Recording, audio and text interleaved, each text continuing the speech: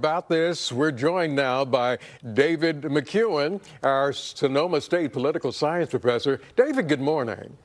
Good morning, Dave. Nice to see you. Good to see you as well. Well, what does President Trump mean when he says the war in Iran could possibly end soon? Well, there are a number of economic and political pressures here, as you talked about on the lead-in there, with the Straits of Hormuz essentially being closed. That means not just that oil supplies, natural gas supplies have stopped or slowed dramatically. This is important for the Chinese, for example. They get 40% of their oil through the Gulf, so that means they're going to help the Iranians at some level. There's evidence of this. It means that the Russians are also concerned about what goes on, even though they stand to benefit as oil moves above $100 steadily per barrel. They're going to help with intelligence against U.S. operations.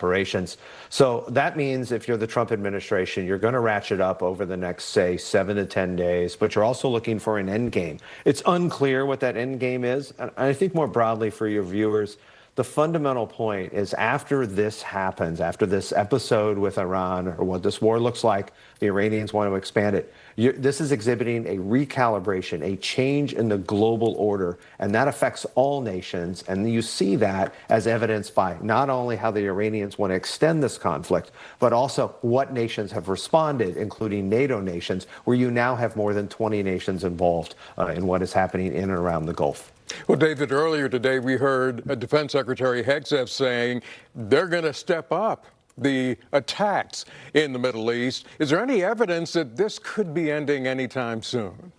Well, not right away, and here's why. The drone component of what is happening, there were estimated to be 80,000 drones in Iran prior to these attacks. If there are still tens of thousands and or they are resupplied either through spare part components from the Chinese government and with Russian intelligence, that allows the Iranians to extend this conflict. So if you're the Trump administration, you want to wrap this up. You're worried about what happens long term, the economic consequences, but also the shifting global political order. That affects, for example, Ukraine and what happens there, because the Ukrainians are now helping us with the Shahed drone attacks, helping U.S. forces and with planning and counter attempts against those drones from Jordan. So there's a lot of shifting components here, and the Iranians are going to want to expand and create this longer term. The Trump administration is going to want to end this within their 4 or 5 week time frame, because the long-running consequences of this global shift are hugely consequential here at home and also abroad.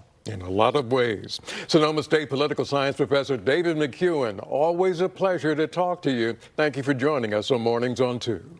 Thanks for having me, Dave.